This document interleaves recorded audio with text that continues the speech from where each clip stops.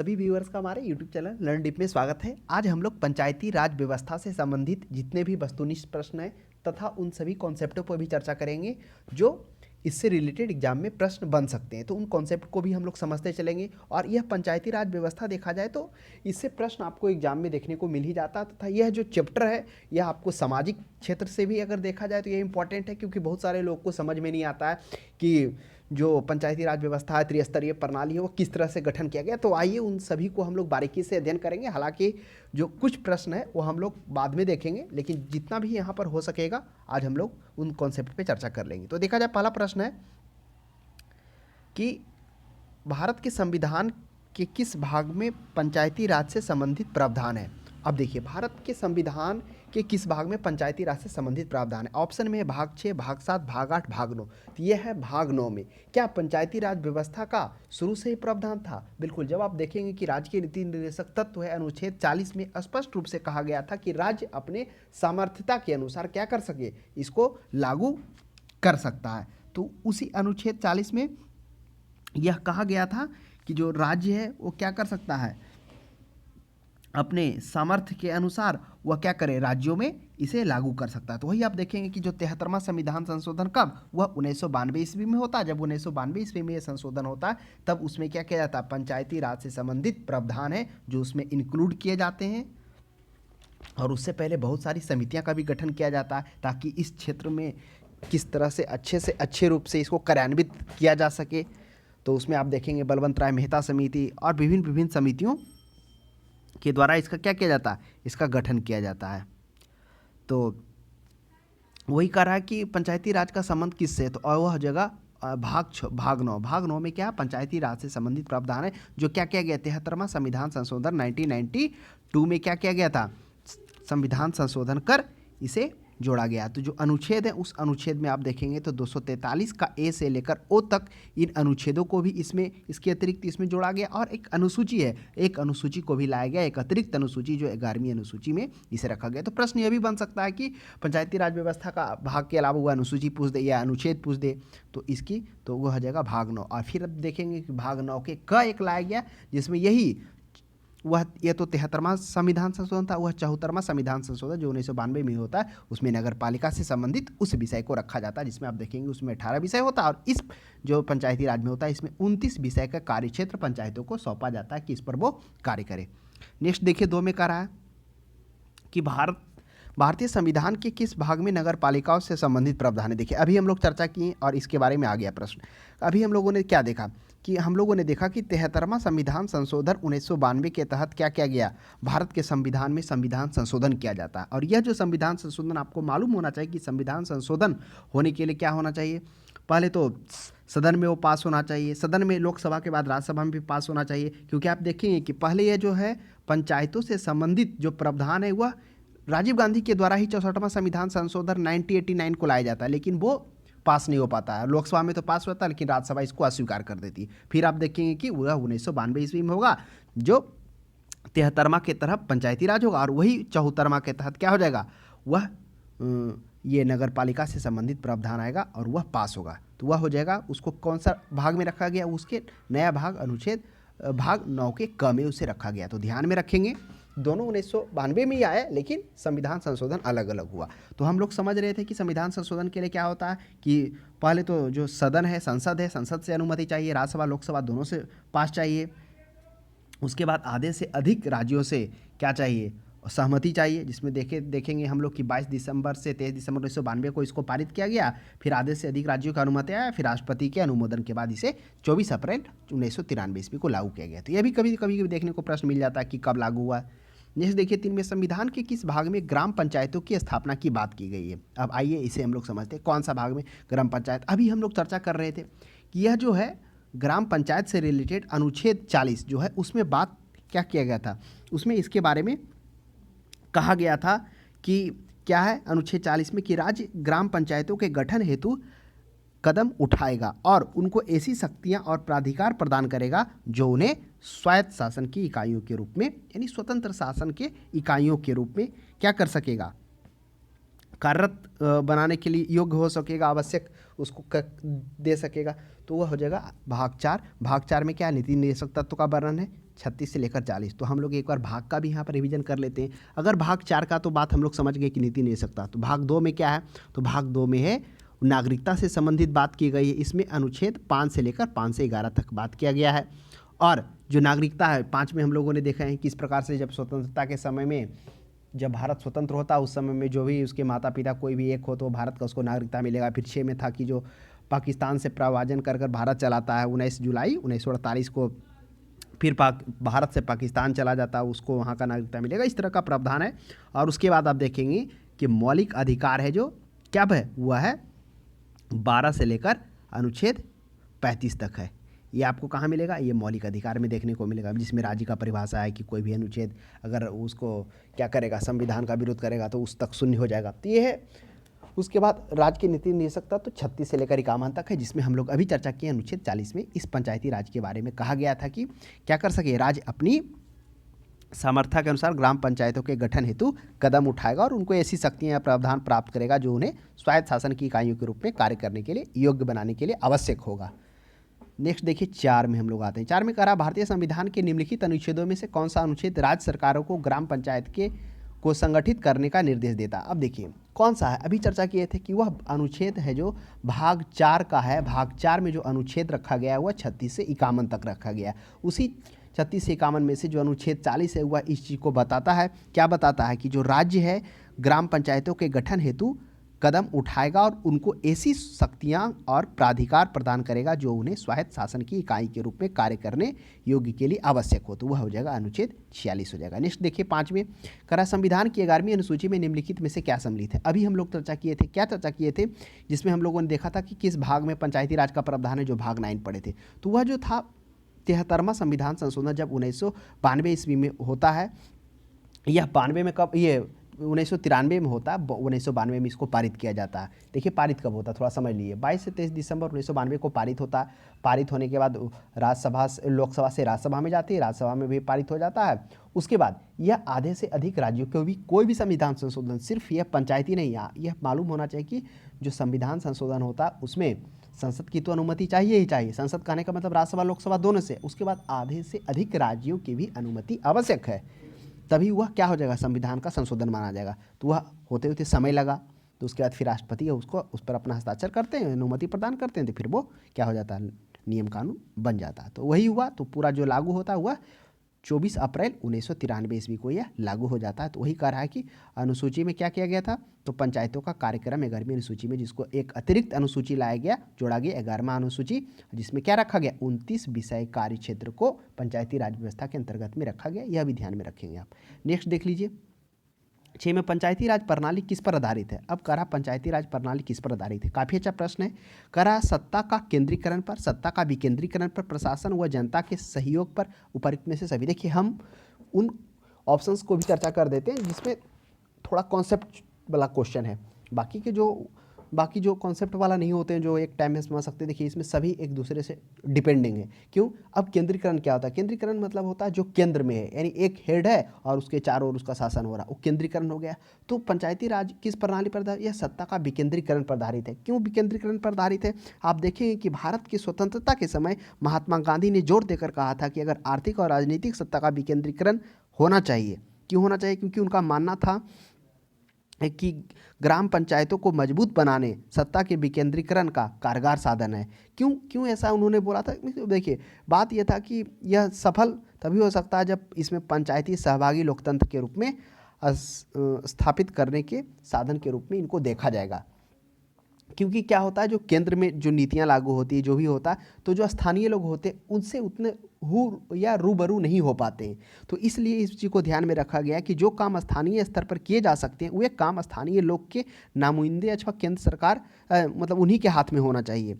लोकतंत्र के लिए यह जरूरी है कि आम जनता जो है वह केंद्रीय सरकार से कहीं ज़्यादा परिचित क्या होती है, वह स्थानीय शासन से होती है।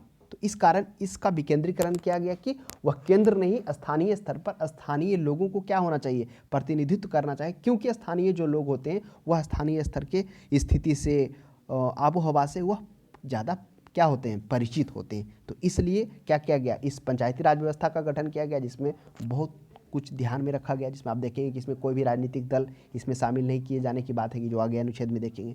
तो इस तरह से क्या किया गया, स्थानीय स्तर पर इसका क्या किया गया, विकेंद्रीकरण करने का प्रावधान किया। तो वही सत्ता का विकेंद्रीकरण, यानी सत्ता को क्या हो गया, केंद्र में ना रहकर स्थानीय स्तर पर भी उसको क्या किया गया, बनाया गया उस टाइप से।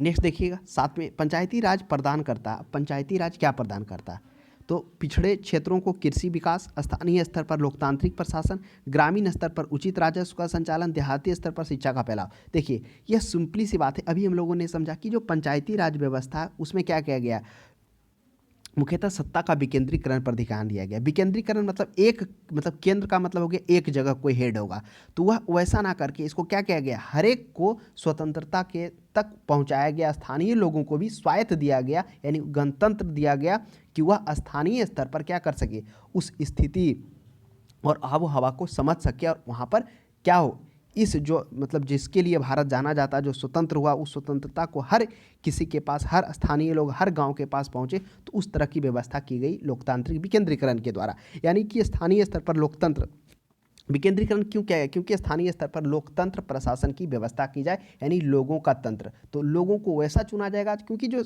जनरली बात यह स्पष्ट रूप से है कि क्या होता है, मतलब जो केंद्र सरकार या प्रादेशिक जो भी सरकार होती है उससे कहीं ज़्यादा परिचित जनता स्थानीय स्थान से होती है, तो इसके कारण स्थानीय लोगों को ही चुनने की प्रायिकता दी गई। तो इसलिए स्थानीय स्तर पर इस लोकतंत्र प्रशासन की व्यवस्था की गई कि वह स्थानीय लोग अपने ही स्थानीय लोगों को चुनेंगे और उस गणतंत्र को में भागीदारी लेंगे। 28 देखिए, पंचायती राज का प्रधान लक्ष्य क्या है, तो पंचायती राज का प्रधान लक्ष्य क्या है, ग्रामवासियों के बीच प्रतिद्वंद्व को बढ़ाना। बी में है, चुनाव में लड़ने के लिए ग्रामवासियों को प्रशिक्षण देना, ग्रामवासियों की शक्ति का विकेंद्रीकरण करना। अब बताइए पंचायती राज का प्रधान लक्ष्य क्या है, तो पहला है क्या, ग्रामवासियों को प्रतिद्वंदी क्यों बढ़ाना है, ऐसा भी नहीं है प्रतिद्वंदता बढ़ा रहा है, ऐसा तो नहीं है ना। ये तो सिर्फ ये इसलिए किया गया पंचायती राज का व्यवस्था, इसलिए कि वह क्या करे, सत्ता का विकेंद्रीकरण किया गया, ताकि जो स्थानीय लोग हैं वह स्थानीय स्तर पर उन चीज़ों को चुनकर वह सहूलियत उनके लिए काफ़ी होगा इस चीज़ को लोकतंत्र के सहयोग में होने के लिए। तो चुनावों में लड़ने के लिए ग्रामवासियों का प्रशिक्षण देना, यह भी नहीं है। तो ग्रामवासियों को शक्ति का विकेंद्रीकरण, यह है कि ग्रामवासियों में शक्ति का क्या किया गया, विकेंद्रीकरण, इस पर जोर दिया गया। मतलब इस चारों ऑप्शंस में तो पर्याप्त यही लग रहा है, तो क्या हो जाएगा, ऑप्शन नंबर सी पर्याप्त हो जाएगा।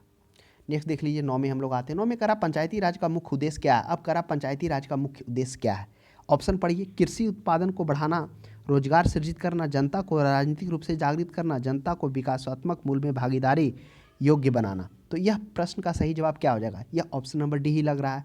क्यों, क्योंकि यह जो पंचायत राज का जो मुख्य उद्देश्य था बनाने का, वह सत्ता का विकेंद्रीकरण था। और सत्ता का विकेंद्रीकरण इसलिए किया गया क्योंकि जो स्थानीय मतलब जो स्थानीय लोग हैं वह स्थानीय शासन से ज़्यादा परिचित होते हैं, किसके अपेक्षा में, केंद्र या प्रादेशिक सरकार की तुलना में।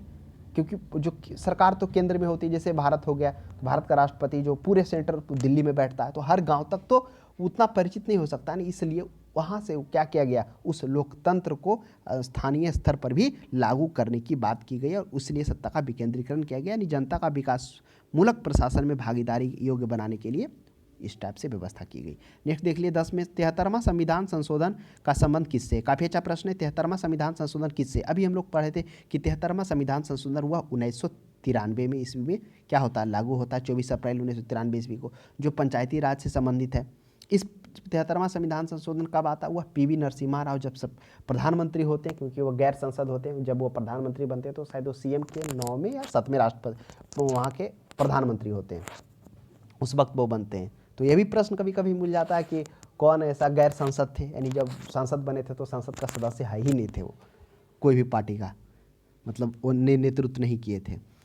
तो उन्हीं के नेतृत्व में क्या किया जाता है, यह संविधान संशोधन लाया जाता है, 24 अप्रैल 1993 ईस्वी को लागू होता है, और जिसमें क्या किया गया, एक अतिरिक्त अनुसूची 11वीं अनुसूची को जोड़ा जाता है, भाग 9 में इसको रखा जाता है पंचायती राज को, और इसमें 29 विषय को भी लाया जाता, तो वह हो जाएगा ऑप्शन नंबर सी हो जाएगा। 11 में देखिए 73वां संविधान संशोधन संबंधित है, तो अब 73वां संविधान संशोधन किससे संबंधित है, अभी हम लोग चर्चा किए, जो 73वां संविधान संशोधन है वह 1992 ईस्वी में लाया जाता है, वह पीवी नरसिम्हा राव जब प्रधानमंत्री होते तो उन्हीं के नेतृत्व में यह संविधान संशोधन लाया जाता है, जो पंचायती राज से संबंधित है। यह पंचायती राज क्या करता है, पंचायती राज मुख्यतः इसकी स्थापना के पीछे जो उद्देश्य होता है, जो हम लोग अभी देखें कि जनता का जो विकास विकासमूलक प्रशासन में भागीदारी योग्य बनाने के लिए किस तरह से क्या किया जाता है, सत्ता का विकेंद्रीकरण पर जोर दिया जाता है, क्योंकि इससे पहले महात्मा गांधी, अयंकर, इन सभी ने इस पर बात करके इस चीज़ पर जोर दिया गया था कि जब तक सत्ता का विकेंद्रीकरण नहीं किया जाएगा तब तक आम लोग क्या हो जाएंगे, गणतंत्र में भागीदारी नहीं निभा पाएंगे।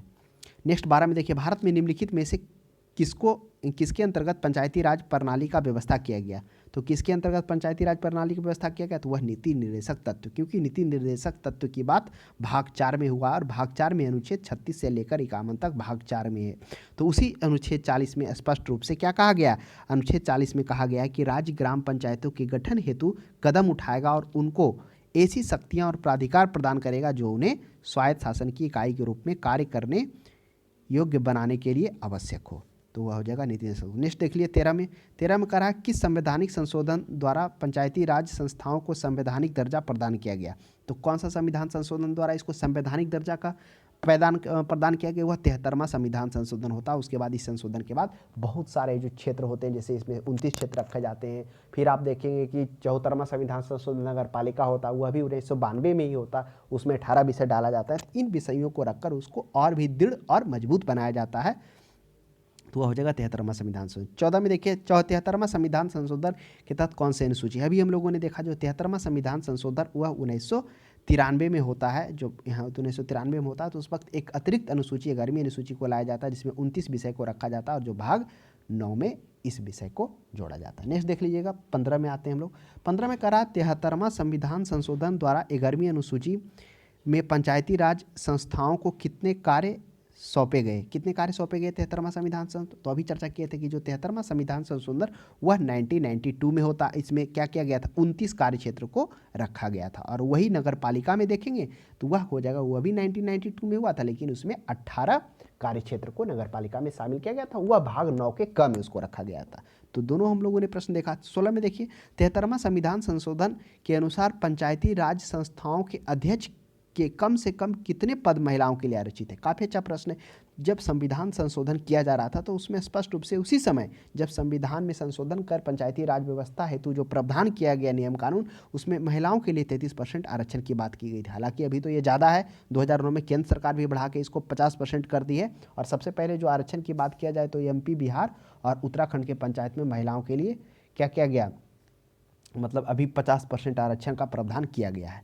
तो आप देख लीजिएगा, आप जो अनुच्छेद है 243 का डी है, हाँ 243 का डी में स्पष्ट रूप से कहा गया है कि जो ये जो क्या है, मतलब महिलाओं का जो आरक्षण है और अनुसूचित जाति जनजाति के पंचायतों में स्थानों और पदों का जो आरक्षण संबंधी प्रावधान है उसको बात किया गया अनुच्छेद 243 के डी में, तथा इसे जो व्यवस्थित किया गया है किसको, ये आरक्षण को और अनुसूचित जाति जनजाति के उसको चक्रानुसार व्यवस्थित किया गया। यानी एक चक्र होगा, एक बार अनुसूचित जाति आएगा, अनुसूचित जाति जनजाति आएगा, फिर एक बार OBC आएगा। तो इस चक्रानुक्रम में शामिल किया गया और वो जो 50% आरक्षण है उन दोनों को इस प्रकार है। तो इसलिए आप देखेंगे कि आपके जो पंचायत है उसमें कभी आएगा नीचे वाले कास्ट के लिए जो SC ST होंगे वह सिर्फ उसका नेतृत्व कर सकता है, आम आदमी, मतलब आम कहने का मतलब जनरल जो होता वो नहीं उसका प्रतियोगी हो सकता है। तो इन सभी बातों को इसमें रखा गया। तो 243 के जो डी है उसमें स्पष्ट रूप से क्या किया गया, इसकी बात की गई है चक्रानुक्रम की। नेक्स्ट देख लीजिए, 17 में देखते हैं 73वां संविधान संशोधन के प्रावधानों को समाज के किस वर्ग को सत्ता हस्तांतरण की दृष्टि से ऐतिहासिक कदम माना जाता है। काफ़ी अच्छा प्रश्न करा। 73वां जो संविधान संशोधन वह 1992 में हो रहा है, उसका जो सत्ता हस्तांतरण की दृष्टि से कौन से क्षेत्र में कौन ऐतिहासिक कदम माना जाए, वो महिला वर्ग में। क्यों? क्योंकि देख रहे हैं किस तरह से महिला के लिए 33% से आरक्षण से बढ़ाकर 50% आरक्षण कर दिया गया और इसकी भागीदारी को बढ़ाने का भी क्या किया जा रहा, फोकस किया जा रहा, ताकि क्या हो जाए, महिलाओं का भी समाज में एक अच्छा स्थान हो पाए और वो जिस तरह से जो लिटरेसी रेट गिरा हुआ उसमें भी सहयोग हो, ताकि महिला भी बढ़ चढ़कर इस लोकतांत्रिक भारत में वह अपना भाग ले। 18 में देखिए 73वां संविधान संशोधन की विशेषता नहीं है। क्या विशेषता नहीं है? तो 73वां संविधान संशोधन जो है वह कब होता है? वह 1992 में होता है। तो क्या विशेषता नहीं? ग्राम सभा की विशेषता नहीं है। तो जो 1990 पंचायत ये बात होता है, क्या बोलिए, पंचायती राज के, तो उसमें क्या क्या व्यवस्था नहीं है? तो ग्राम सभा प्रत्यक्ष निर्वाचन, पंचायती संस्थाओं का संवैधानिक दर्जा, महिलाओं के लिए 2/3 आरक्षण। तो जो संविधान ग्राम सभा की बात हुई थी, क्योंकि ग्राम सभा का भी देखेंगे आप किस तरह से बलवंत राय मेहता समिति के अध्यक्षता में तो त्रिस्तरीय संरचना का, पंचायतों में त्रिस्तरीय संरचना की बात की जाती है, जिसमें ग्राम स्तर पर ग्राम सभा का, ग्राम पंचायत की बात की जाती है, फिर प्रत्यक्ष निर्वाचन, ये सभी तो होता ही होता है। लेकिन महिलाओं के लिए 2/3 आरक्षण ये गलत है। 2/3 नहीं, 1/3 आरक्षण की बात हुई थी उस समय 73वां संविधान सभा। हाँ, बाद में हालांकि बढ़ाया गया, जिसमें हम लोग देखा कि 50% आरक्षण बिहार हो गया, MP हो गया, उत्तराखंड में 50% आरक्षण किया गया। फिर हालांकि बाद में 2009 में भी क्या किया, केंद्र सरकार क्या कर दी, इस आरक्षण को बढ़ाकर वह भी 50% कर दी है। लेकिन 73वां उस वक्त नहीं था। 73वां संविधान संशोधन द्वारा पंचायती राज संस्थाओं के लिए किस तरह का चुनाव प्रावधान किया जाता है, तो किस तरह का प्रावधान किया जाता है, वह प्रावधान किया जाता है प्रत्यक्ष और गुप्त मतदान की बात की जाती है, जिसमें आप देखेंगे कि ग्राम पंचायत है, ग्राम पंचायत में जो वार्ड आएगा, सरपंच आएगा, पंच आएगा, सभी का प्रत्यक्ष रूप से मुखिया का भी होता है चुनाव। फिर आप पंचायत समिति में आ जाए तो पंचायत समिति के सदस्यों का भी प्रत्यक्ष रूप से उसमें चुनाव होता है। अब सदस्य का मतलब वो नहीं, क्योंकि उसमें पदेन सदस्य, सहायक सदस्य और सह सहायक सदस्य भी आते हैं, तो सबका नहीं होता, लेकिन जो उसके जो सदस्य होते हैं पंचायत समिति वो चुनकर ही आते हैं। और अन्य सदस्य भी होते हैं जो क्या करते हैं, प्रमुख उपप्रमुख को बनाने में भागीदारी होती है। उसकी चर्चा आगे विस्तार से हम लोग करेंगे। नेक्स्ट देख लीजिए 20 में, भारत के किसके चुनाव में आरक्षित स्थानों को चक्रानुक्रम से भरने का प्रावधान किया गया। अभी चर्चा कर रहे थे ना कि अनुच्छेद जो 73वां संविधान संशोधन 1992 में होता है, उसमें 243 का D में बात किया जाता है कि महिलाओं एवं अनुसूचित जाति जनजाति के पंचायतों में स्थानों एवं पदों को आरक्षण संबंधी अनिवार्य प्रावधान किए गए तथा उक्त दोनों प्रकार के जो आरक्षण है, एक महिला वाला, एक अनुसूचित जाति जनजाति वाला, उन दोनों को चक्रानुक्रम यानी एक चक्र में रखा गया है कि 5 वर्ष, जैसे जो 5-5 वर्ष के लिए तो हर जगह होगा वहाँ का चुनाव, तो 5 वर्ष बाद एक बार OBC आएगा, एक बार SC आएगा, एक बार ST आएगा, एक महिलाओं आएगा, तो इस अनुसार, ये चक्र के अनुसार इसको चक्रानुक्रम किया गया है। नेक्स्ट देख लीजिएगा 21 में, पंचायत के विघटन के उपरांत निम्नलिखित में से कौन सी समय अवधि नए चुनाव कराने हेतु सही है। तो पंचायत के विघटन उपरांत कौन सी समय अवधि नए चुनाव कराने हेतु सही है, तो वह है 6 माह के, यानी 6 माह के अंदर आपको क्या करना होगा, विघटन होता है तो यह आपको क्या करेगा, चुनाव करा लिएगा। परंतु अगर इस समय विघटन होता है जब 6 माह से कम समय हो नेक्स्ट कार्यकाल पूरा होने में, यानी अगले कार्यकाल आने में, तो उस समय वो चुनाव नहीं किया जाएगा। तो यह भी ध्यान में रखना है। हो सकता है आपको यह भी ऑप्शन में डाल दिया जाए, तो अगर कॉन्सेप्ट क्लियर हो तो आपको दिक्कत नहीं होगा प्रश्न को ढूंढने में। परंतु में हम लोगों ने क्या देखा कि विघटन के समय पश्चात का शेष कार्य क्या हो, 6 माह से जब कम बचा हुआ हो तो नए चुनाव का प्रावधान अनिवार्य नहीं होगा। फिर अपना वही टाइम टेबल जो है उसी रोटेशन में होगा। 22 में देख लीजिए, पंचायती राज संस्थाओं के निर्वाचन के लिए उत्तरदायी कौन है। कौन उत्तरदायी है, केंद्रीय निर्वाचन आयोग, राज्य निर्वाचन आयोग, केंद्रीय संसद, राज्य विधानसभा। तो पंचायती राज संस्थाओं के निर्वाचन के लिए जो है कौन सा है, राज्य निर्वाचन आयोग। तो बिल्कुल राज्य निर्वाचन आयोग की बात हुई तो राज्य निर्वाचन आयोग हुआ, क्योंकि यह जो है पंचायती राज में जो राज्य निर्वाचन आयोग है, इसका गठन किस प्रकार किया जाता है। यह जो गठन करने का अधिकार तो पूरा राज्य सरकार के अधीन में, लेकिन इसका जो निर्वाचन आयोग है वह राज्यपाल के द्वारा इसका गठन किया जाएगा और पूरे जो भी विधि संबद्ध है उसी के द्वारा किया जाएगा। और जब पद पर रहेगा तो उसमें अलाभकारी परिवर्तन भी राज्यपाल नहीं कर सकता, तो ये बात ध्यान में रखिएगा। तो पंचायती राज संस्थाओं का निर्वाचन कराने का अधिकार राज्य निर्वाचन, कहीं कहीं तो राज्य निर्वाचन आयोग रहेगा नहीं, केंद्र सरकार राज्य सरकार इस तरह से दिया रहेगा, तो राज्य सरकार ही मारना। नेक्स्ट देख लीजिएगा 13 में, 73वें संविधान संशोधन के अनुसार पंचायती राज का कार्यकाल 5 वर्ष का होता है। फिर हम लोगों ने जाना अगर विघटन हो जाता है तो 6 माह के अंदर में उसको क्या कराना होता है, फिर इलेक्शन करवाना होता है, चुनाव। 24 में देख लिए, भारत का पंचायती राज के प्रबल समर्थक कौन थे। काफ़ी अच्छा प्रश्न है। अब ऑप्शन में महात्मा गांधी, तो बिल्कुल महात्मा गांधी थे ही। उन्होंने भारत के स्वतंत्रता संग्राम के दिनों में महात्मा गांधी ने जोर देकर कहा था कि आर्थिक और राजनीतिक सत्ता का विकेंद्रीकरण होना चाहिए। उनका मानना था कि ग्राम पंचायत को मजबूत बनाना सत्ता के विकेंद्रीकरण का क्या है, कारगर साधन है। वही सत्ता का जो विकेंद्रीकरण है उसका कारगर साधन है, क्योंकि इसलिए उन्होंने बात बोला था कि विकास की हर पहलकदमी में स्थानीय लोगों की भागीदारी होनी चाहिए, क्योंकि स्थानीय लोग से ही तो राष्ट्र का निर्माण हुआ है ना, तो उन स्थानीय लोगों को भी उस सत्ता में भागीदारी होनी चाहिए विकास की पहलगामी में। नेक्स्ट देख लीजिएगा, हाँ, फिर सिद्धराज चड्ढा जी भी थे। राजीव गांधी, बिल्कुल राजीव गांधी भी थे। राजीव गांधी तो यहाँ तक कि बात की जाए तो महिलाओं और दुर्बल वर्गों के समर्थक में भी थे। प्रश्न इससे पूछ दिया जाता है क्योंकि इससे पहले भी इन्होंने कब लाया था, 1989 में इस प्रस्ताव को 64वां संविधान संशोधन लाया था, लेकिन वह राज्यसभा में, लोकसभा में पास हुआ, राज्यसभा में पास नहीं होने के कारण पारित नहीं हो पाया था। तो ये तीनों हैं जो क्या थे, पंचायती राज के समर्थक थे। उपयुक्त डी हो जाएगा। 25 में देख लीजिए, पंचायती राज संस्थाओं में महिलाएं एवं दुर्बल, आगे ना प्रश्न, पंचायती राज में महिलाएं एवं दुर्बल वर्गों के लिए अधिक प्रतिनिधित्व के समर्थक कौन थे, तो वह थे राजीव गांधी थे, जो महिलाओं और दुर्बल वर्गों के अधिक। हालांकि महात्मा गांधी भी थे, लेकिन ऑप्शन में तो महात्मा गांधी है नहीं, उन्होंने इस बात पर भी। फिर आप देखेंगे तो B.R. अम्बेडकर भी थे, तो ऑप्शन में नहीं है, तो जो ऑप्शन में ज़्यादा पर्याप्त है उसी को हमें ढूंढना है। नेक्स्ट देख लीजिए 26 में, भारत में महिलाओं के लिए स्थान आरक्षित है। तो भारत में महिलाओं के लिए स्थान कौन सा आरक्षित है, तो कहाँ है, लोकसभा राज्यसभा में तो बिल्कुल नहीं है, वह पंचायती राज में वह आरक्षण है, जो स्टार्टिंग में 73वां संविधान 73 था, फिर 2009 में 50% कर दिया गया। 27 में देख लीजिए, 73वां संविधान संशोधन किस तिथि से लागू हुआ था। अभी हम लोग चर्चा किए कि 73वां संविधान संशोधन हुआ PV नरसिम्हा राव के नेतृत्व में कब लाया जाता है, 22 से 23 दिसंबर 1992 को पारित किया जाता है। पारित होने के बाद वह लोकसभा से राज्यसभा में जाता है, राज्यसभा में भी पारित होता है। उसके बाद आधे से अधिक राज्य यानी 17 राज्यों का अनुमोदन मिलने के बाद राष्ट्रपति अपनी सहमति व्यक्त करते हैं। राष्ट्रपति 20 अप्रैल को सहमति व्यक्त करेंगे, 20 अप्रैल 1993 को, और 24 अप्रैल 1993 को यह पूरे भारतवर्ष में लागू हो जाएगा। तो ऑप्शन नंबर 3 हो जाएगा, ए हो जाएगा, 24 अप्रैल 1993 को। और इसी दिन होगा नगर पालिका वाला भी अधिनियम 24 अप्रैल को। भारत में पंचायती राज अधिनियम कब लागू हुआ, तो 24 अप्रैल 1993 को लागू हुआ। ध्यान में रखिएगा, 94 भी ऑप्शन में है, तो कभी मिस्टेक नहीं खाना है। अगर 92 भी रहेगा तो नहीं मारना, 92 में पारित हुआ था, लेकिन लागू हुआ था वह 93 में। अगर पारित किया हुआ रहेगा तो विचार किया जाएगा, उसमें 92 होगा।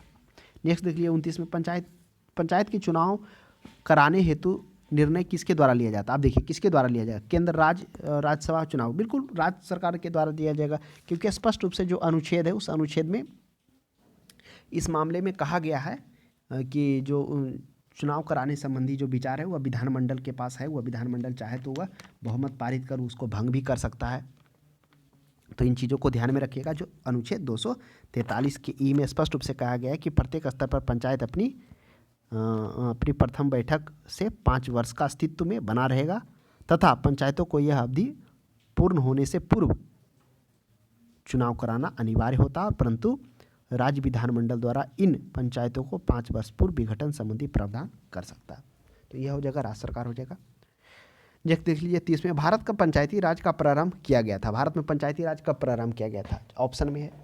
अभी देखिए कि पंचायती राज तो ठीक है, 73वां संविधान संशोधन में उसको क्या किया गया, पूर्ण रूप से उसको कानूनी दर्जा देने का प्रावधान किया गया कि लागू करना ही करना है। लेकिन जो है सबसे पहले पंचायती राज, क्योंकि अनुच्छेद राज्य के नीति निर्देशक तत्व में अनुच्छेद 40 में तो इस बात का कह दिया गया था कि राज्य क्या कर सकता है, अपनी समर्था के अनुसार लागू कर सकता है। तो सबसे पहले था राजस्थान का नागौर है, जो 2 अक्टूबर 1959 ईस्वी को लागू किया गया था। फिर वही 9 दिन बाद 11 अक्टूबर को आंध्र प्रदेश में लागू किया गया था 1959 में भी। तो यह भी प्रश्न देखने को मिल जाता है आपको, कहीं नागौर मिलेगा ही नहीं, और मिल जाएगा आंध्र प्रदेश। तो आंध्र प्रदेश का था, महबूब जिला था वो। नेक्स्ट देख लीजिए 31 में, पंचायती राज प्रथम परिवर्तित किया गया। पंचायती राज कहाँ परिवर्तित किया गया, वह राजस्थान में किया गया। 2 अक्टूबर 1959 ईस्वी को लागू किया गया था, 1959, राजस्थान के नागौर जिला में। नेक्स्ट देखते हैं हम लोग 32 में करा, भारत में सबसे पहले राजस्थान में पंचायती राज की स्थापना किस वर्ष हुई थी। तो भारत में पंचायती राज की स्थापना कब हुई थी, 2 अक्टूबर 1959 ईस्वी को हुई थी, और ठीक इसके 9 दिन बाद 11 अक्टूबर 1959 को आंध्र प्रदेश के महबूब जिला में हुआ था।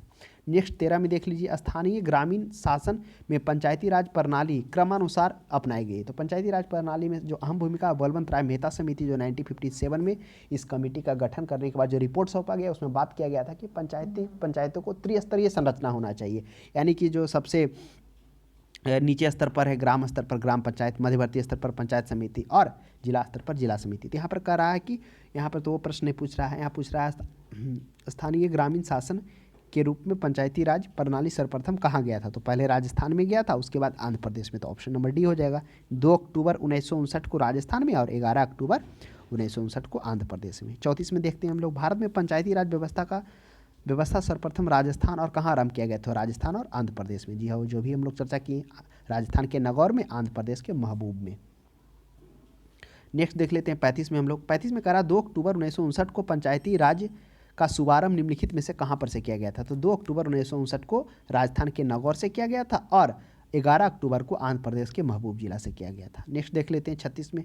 36 में कह रहा है कि देश के ग्रामीण क्षेत्र में सामाजिक और सांस्कृतिक उत्थान के लिए सामुदायिक विकास कार्यक्रम कब प्रारंभ किया गया? काफ़ी अच्छा प्रश्न है। अब ये प्रश्न है क्या सामुदायिक विकास कार्यक्रम? तो आपको मालूम होना चाहिए कि त्रिस्तरीय जो संरचना है पंचायत का, उसे आने से पहले यह ग्रामीण सामाजिक और सांस्कृतिक सामुदायिक विकास कार्यक्रम ही प्रारंभ किया गया था। वह किया गया था 2 अक्टूबर 1952 ईस्वी का। तो इसका कहानी समझते हैं, किन परिस्थितियों में किया गया। गांधी जी के ग्राम स्वराज की अवधारणा को सरकार द्वारा रूप प्रदान करने का कोशिश किया जाता, वही स्थानीय विषय के संदर्भ में स्थानीय समुदाय के प्रशासन को अधिकार देने के उद्देश्य से भारत सरकार ने अनेक प्रयास किया। उन्हीं में से क्या किया जाता है, पंडित जवाहरलाल नेहरू के द्वारा क्या किया जाता है कि 2 अक्टूबर 1952 ईस्वी को सामुदायिक विकास कार्यक्रम की शुरुआत की जाती है, जो कि फोर्ड फाउंडेशन के द्वारा वह मतलब उसको सहयोग से आरंभ किया जाता है। ये फोर्ड फाउंडेशन वही है, याद करिए, AAAP से पहले IADP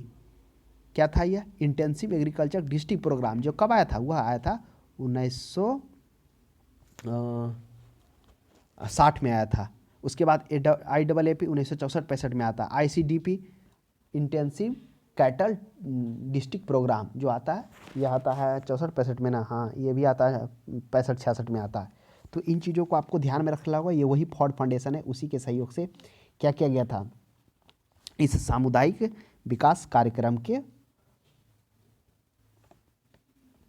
आरंभ किया गया था। तो ध्यान में रखिएगा।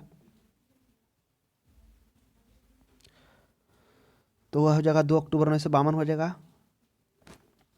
ICDP भी वही था, हम 1966 बोले ना, ICDP भी 64-65 ही था, IAAP भी और ICDP भी। नेक्स्ट देख लीजिए 37 में सामुदायिक विकास कार्यक्रम का सार था। सामुदायिक विकास कार्यक्रम का सार क्या था? तो सामुदायिक विकास कार्यक्रम जो स्टार्ट किया गया था 2 अक्टूबर 1992 को जवाहरलाल नेहरू के नेतृत्व में, यह इसलिए किया गया था, जो गांधी जी का जो सपना था स्वराज की अवधारणा को साकार के रूप प्रदान करने के लिए तथा स्थानीय विषयों के संदर्भ में स्थानीय समुदायों के प्रशासन को अधिकार देने के उद्देश्य से इसको स्टार्ट किया गया था। लेकिन वो हालांकि वो सफल नहीं रहता है। तो कह रहा है इसका सार क्या था? सड़कों का निर्माण, परिवार नियोजन, लोक भागीदारी, सिंचाई। इसका जो सार रहता है लोक भागीदारी का ही सार रहता है। तो ध्यान में रखिएगा, ऑप्शन नंबर क्या हो जाएगा? सी हो जाएगा। फिर 38 में देखते हैं कि भारत सरकार द्वारा सामुदायिक विकास योजना का शुरुआत 2 अक्टूबर कब किया था? 2 अक्टूबर 1952 को किया जाता है, जिसमें हम लोगों को देखा पंडित जवाहरलाल नेहरू के नेतृत्व में जो गांधी जी का ग्राम स्वराज का जो अवधारणा दिया गया था कि किस तरह से स्थानीय स्तर पर भी उसको मतलब लोकतांत्रिक विकेंद्रीकरण की बात किए थे उन्होंने। ये बात उन्होंने कहा था कि जो ग्राम पंचायतों को मजबूत बनाना सत्ता का विकेंद्रीकरण का कारगर साधन है। तो उस पर उसको लेके सामुदायिक विकास कार्यक्रम 2 अक्टूबर को चला जाता है, लेकिन वो असफल रहता है। उसके बाद फिर वही बलवंत राय मेहता समिति का, और ये जो सामुदायिक विकास कार्यक्रम किसके द्वारा किया जाता है? वह फोर्ड फाउंडेशन के द्वारा। इसे क्या कहता है? यही फोर्ड फाउंडेशन, देखिए अभी चर्चा किए थे ना, IADP इंटेंसिव डिस्ट्रिक्ट प्रोग्राम जो लाया गया था वह 1960 में लाया जाता है। तो इस चीज़ों को ध्यान में रखना है। उसके बाद IAAP इंटेंसिव एग्रीकल्चर प्रोग्राम लाया था, यह 1964-65 में लाया जाता है। उसके बाद फिर ICDP हो गया, फिर ICDP इंटेंसिव कैटल प्रोग्राम, ये भी 1964-65 में लाया जाता है। उसके बाद आप देखेंगे कि 1965 ईस्वी में क्या होता है, ये डेयरी परियोजना का होता है, NDDB नेशनल डेयरी प्रोग्राम का स्थापना होता है। उसके बाद फिर देखेंगे किस तरह से भारत सबसे बड़ा दूध उत्पादक देश 1998 में अमेरिका को पछाड़कर बनेगा। तो वो सभी है, फोर्ड फाउंडेशन काफ़ी योगदान रहता है शुरू में। नेक्स्ट तो इसका हो जाएगा 1952 हो जाएगा। नेक्स्ट देख लीजिए 39 में सामुदायिक विकास कार्यक्रम की असफलता का कारण क्या था? तो सामुदायिक विकास कार्यक्रम की असफलता का कारण ऑप्शन है गुटबाजी, धन की कमी। देखिए गांव में ये, इस पर अगर आप NCERT बुक देखेंगे तो इसकी भी चर्चा हुई है कि जो गांव के जो लोग हैं वो क्या करते हैं, गुटबाजी, वहाँ इस तरह का प्रावधान पाया गया कि वह एक नहीं बोल के दूसरे को उकसाते हैं और वो उकसाकर उसको बोलने के लिए बोलते हैं। तो इस तरह का माहौल देखने को मिला। कारण सबसे ज़्यादा रहा है वह अशिक्षा रहा है। तो सामुदायिक विकास कार्यक्रम के असफलता का जो मेन कारण था वह शिक्षा था, जिसके कारण वो असफल हो गया। उसके बाद बलवंत राय मेहता कमेटी का गठन किया जाएगा, फिर वो कमेटी की सिफारिश पर त्रिस्तरीय पंचायत प्रणाली को अपनाया जाएगा। तो 40 में देख लीजिए, पंचायती राज की दृष्टि से महत्वपूर्ण प्रतिवेदन है। कौन प्रतिवेदन है? सरकारी आयोग प्रतिवेदन, प्रशासनिक सुधार प्रतिवेदन, बलवंत राय मेहता समिति प्रतिवेदन, आनंदपुर साहिब प्रस्ताव। तो पंचायती राज व्यवस्था की दृष्टि से महत्वपूर्ण प्रतिवेदन किसका था? वह बलवंत राय मेहता समिति का था, जो 1957 में दिए थे। इन्होंने क्या किए थे? योजना आयोग द्वारा नियुक्त किया गया था इस समिति का। उस समिति का जो अध्यक्ष खुद बलवंत राय रहते हैं। ये बलवंत राय कौन थे? ये बलवंत राय वही है जो जिस समय क्या हो रहा होता है, जब हमारा संविधान बन रहा होता है तो सौराष्ट्र की तरफ से यही चुने गए थे संविधान सभा में। उसके बाद ये दूसरे गुजरात का सीएम भी रहते हैं, तो इनके बारे में थोड़ा जान लेना अति उचित होगा ताकि आपको याद रहे। तो इन्हीं के देखरेख में कमेटी का गठन किया जाता है, जिसमें मुख्यतः इसमें लोकतांत्रिक विकेंद्रीकरण इन्हीं के द्वारा बात किया जाता है। लोकतांत्रिक विकेंद्रीकरण और सामुदायिक विकास कार्यक्रम के सफल बनाने के लिए उसने पंचायतों में त्रिस्तरीय संरचना प्रणाली की बात करते हैं, जिसमें ग्राम स्तर पर ग्राम पंचायत की बात करते हैं, मध्यवर्ती स्तर पर पंचायत समिति की बात करते हैं और जिला स्तर पर जिला समिति जिला परिषद की बात करते हैं। तो पंचायती समिति को ब्लॉक पंचायत भी कहीं कहीं देखने को मिला, ब्लॉक वही प्रखंड हो गया। नेक्स्ट देख लीजिए 11 में 41 में लोकतांत्रिक विकेंद्रीकरण का सुझाव कौन दिए थे? देखिए ऑप्शन में है महात्मा गांधी और बलवंत राय मेहता। तो ये प्रश्न पूछना चाह रहा है कि विकेंद्रीकरण का सुझाव कौन दिया था? वो कमेटी, तो यह बलवंत राय मेहता हो जाएगा। अन्यथा महात्मा गांधी भी इस पर लेके प्रबल समर्थक शुरू से ही रहे हैं। स्वतंत्रता प्राप्ति के समय ही उन्होंने यह स्पष्ट रूप से कहा है कि जो क्या है कि स्थानीय शासन तभी कारगर हो सकता है जब सत्ता का विकेंद्रीकरण किया जाए। तो इस मतलब कमेटी का सुझाव देने का अर्थ है तो बलवंत राय मेहता के द्वारा। उसके बाद इसे अपनाया भी गया। सबसे पहले नागौर राजस्थान में अपनाया जाता है, उसके बाद फिर पूरे भारत में लागू किया था। 42 में देखिएगा, लोकतांत्रिक विकेंद्रीकरण की योजना प्रस्तुत करने वाली समिति कौन है? अब देखिए यह ठीक है, समिति यहाँ लगा दिया तो थोड़ा सा इन प्रश्नों को बनाने में काफ़ी सहूलियत होगी, है ना। तो हो जाएगा, वही हो जाएगा। जो समिति कौन था? बलवंत राय मेहता समिति। कब किया गया था? 1957 में। इन्हीं के द्वारा, इन्हीं की अध्यक्षता में इस कमेटी का गठन किया था। कमेटी अपना रिपोर्ट सौंपती है, जिसमें सिर्फ त्रिस्तरीय पंचायती के बाद और भी सिफारिश करती है। मार्गदर्शन इसमें ये भी बोला जाता है कि सरकार का न्यूनतम हस्तक्षेप हो, केवल निरीक्षण और मार्गदर्शन में उच्च स्तर की योजना बनाने हेतु स्वयं समिति हो, इस प्रकार से बात भी की जाता है। नेक्स्ट देख लीजिए 43 में आते हैं 43 में, भारत में पंचायती राज की त्रिस्तरीय व्यवस्था का अनुमोदन किस समिति द्वारा किया गया? तो किस समिति के द्वारा किया जाता है त्रिस्तरीय पंचायत? बलवंत राय मेहता समिति 1957 में किया जाता है। जो लोकतांत्रिक विकेंद्रीकरण एवं सामुदायिक विकास कार्यक्रम के सफल बनाने हेतु पंचायती राज व्यवस्था को शीघ्र प्रारंभ किया जाना चाहिए, ये बात किया जाता है। और जिसमें उन्होंने त्रिस्तरीय प्रणाली को देता है, जिसमें ग्राम स्तर पर ग्राम पंचायत और मध्यवर्ती स्तर पर ब्लॉक या पंचायत समिति की बात करते हैं और जिला स्तर पर जिला परिषद की बात करते हैं। वो भी चर्चा करेंगे आगे हम। ब्लॉक ग्राम पंचायत में कौन कौन होते हैं, किस तरह अहम भूमिका होती है, पंचायत समिति में कौन होते हैं, फिर पंचायत समिति के बाद जिला परिषद में कौन होते हैं, आगे सभी का हम लोग विस्तार पूर्वक हल देखेंगे। 44 में देखिए, जिस समिति में लोकतांत्रिक विकेंद्रीकरण और पंचायती राज की सिफारिश की उसका सभापति कौन होता है? तो जिस समिति में लोकतांत्रिक विकेंद्रीकरण और पंचायती राज की सिफारिश की थी तो उसका सभापति कौन था? वह सभापति बलवंत राय मेहता खुद स्वयं होते हैं। उन्हीं के देखरेख में 1957 में इस कमेटी का गठन किया जाता है, जिसमें हमने बताया कि त्रिस्तरीय प्रणाली को देते हैं। पहला ग्राम पंचायत की बात करते हैं, ग्राम स्तर पर ग्राम पंचायत में उन लोगों को शामिल किया जाता है जो क्या हो, जैसे वार्ड हो, सरपंच हो गया, पंच हो गया और मुखिया इसका प्रमुख होता है। तो ये आ जाएंगे ग्राम पंचायत में। फिर पंचायत समिति, मध्यवर्ती स्तर पर पंचायत समिति में जो पंचायत समिति के सदस्य वो भी प्रत्यक्ष रूप से निर्वाचित होंगे। फिर इसमें एक पदेन सदस्य होगा, जिसमें बीडीओ की देखरेख में सरकार द्वारा, वह सरकार का कार्यकारी, वो सरकार द्वारा मतलब एक ऐसा व्यक्ति होगा जिसको आप कहिए कि सरकार इसको नियुक्त करेगा, उसकी देखरेख में योजनाओं को लागू किया जाएगा, वह उसका पदेन सदस्य भी होता है बीडीओ। उसके बाद आप देखेंगे विधानसभा जो क्षेत्र जिला का होता है उसके जो सदस्य होते हैं वो होते हैं उसके। तो ये है पंचायत समिति का है, तो ये सी हो जाएगा। 45 में देख लीजिए, पंचायत समिति पंचायती राज से संबंधित निम्नलिखित कथनों में से कौन सा सही नहीं है? कौन सा सही नहीं है पहचाना। पहला देखिए, पंचायती राज व्यवस्था ग्रामीण जीवन युगों में एक अभिन्न अंग है। चलिए विचार करते हैं, कुछ हद तक यह सही है। 73वां संविधान संशोधन 15 अगस्त 1993 में से प्रभावी हुआ था? बिल्कुल नहीं। प्रभावी कब होता है? 24 अप्रैल 1993 को होती है। ये तो गलत हो गया, ऊपर सही ही लग रहा है। 3 में देखिए, एक त्रिस्तरीय जैविक रूपी जुड़ी संरचना बिल्कुल है। ग्राम स्तर पर ग्राम पंचायत, मध्यवर्ती स्तर पर ब्लॉक पंचायत या पंचायत समिति और जिला स्तर पर जिला परिषद। तीसरा देख लीजिए, डी में क्या कह रहा है कि पंचायत समिति का अनुच्छेद 243 जी में उसके महत्व को बढ़ाता है। बिल्कुल सही बात है, अनुच्छेद 243 की जी में उसके महत्व को बढ़ाने की बात कही। उसमें कहा गया कि सामाजिक न्याय एवं आर्थिक विकास हेतु योजनाएं को तैयार करना तथा जो 29 विषय कार्यक्षेत्र दिए गए हैं उस पर कार्य करने की बात कहा गया। तो ऑप्शन नंबर इस प्रश्न का जो गलत है वह बी है कि 73वां संविधान संशोधन 15 अगस्त को ना लागू होकर 24 अप्रैल को लागू हुआ था। नेक्स्ट आ जाइए, 46 में आते हैं हम लोग। 46 में करा बलवंत राय मेहता समिति। बलवंत राय मेहता समिति प्रतिवेदन में पंचायती राज संस्थाओं में कितने स्तर पर चुनाव का सुझाव दिया गया था? तो 3 स्तर पर दिया गया था। ग्राम स्तर पर ग्राम पंचायत में ग्राम सभा के वो सभी एक व्यक्ति आएंगे। पंचायती राज में ग्राम सभा के व्यक्ति आएंगे। ग्राम सभा के अंदर वो आते हैं जिनका मतदाता सूची में नाम है, वो सभी ग्राम सभा के सदस्य ही होते हैं, यानी वो पंचायती राज का ही वो सदस्य होते हैं। तो जान लीजिए ग्राम स्तर पर ग्राम पंचायत के अंदर में वार्ड आ जाएगा, पंच आ जाएगा, सरपंच आ जाएगा, मुखिया आ जाएगा। इन सभी का प्रत्यक्ष चुनाव होगा और उसमें से जो प्रधान होगा पंचायत समिति का, वह मुखिया होगा। फिर आप देखेंगे पंचायत समिति का जो सदस्य बनेगा तो वह भी जनता के द्वारा उसके सदस्य चुन के आएंगे पंचायत समिति। उनका भी कार्य रहेगा, उसमें जो मुखिया होंगे वह उसका सदस्य में आएंगे। फिर और भी विधानसभा लोकसभा के जो क्षेत्र में आएंगे वह भी आंशिक और पूर्णतः सदस्य के रूप में वह आएंगे। नेक्स्ट 47 में देखिए, बलवंत राय मेहता समिति ने किसको अधिक शक्तिशाली बनाने का सुझाव दिया? काफ़ी अच्छा प्रश्न है। तो पहले हम लोग जानेंगे कि बलवंत राय मेहता कौन थे। तो अभी हम लोगों ने जाना कि बलवंत राय मेहता वो व्यक्ति थे, जब संविधान सभा का गठन हुआ था, जब संविधान सभा बन रहा था तो वह सौराष्ट्र की तरफ से चुने गए थे संविधान सभा में। उसके बाद वो भारत की आज़ादी के बाद वह गुजरात के दूसरे सीएम के रूप में उन्होंने काम किया था। शायद 1963 से 1965 के बीच में काम किए थे। तो इन्हीं के द्वारा 1957 में एक कमेटी का गठन किया जाता है। इन्हीं की अध्यक्षता में ये उस अध्यक्ष होते हैं 1957 में। इन्हीं के द्वारा क्या कहता है, त्रिस्तरीय प्रणाली को यानी पंचायत को त्रिस्तरीय संरचना दिया जाता है, जिसमें सबसे नीचे यानी ग्राम स्तर पर ग्राम पंचायत की बात की जाती है और मध्यवर्ती स्तर पर पंचायत समिति की बात की जाती है और तृतीय स्तर पर जिला परिषद की। जो इसमें जोड़ देते हैं वह पंचायत समिति मध्यवर्ती स्तर पर इन्होंने विशेष जोड़ दिया था।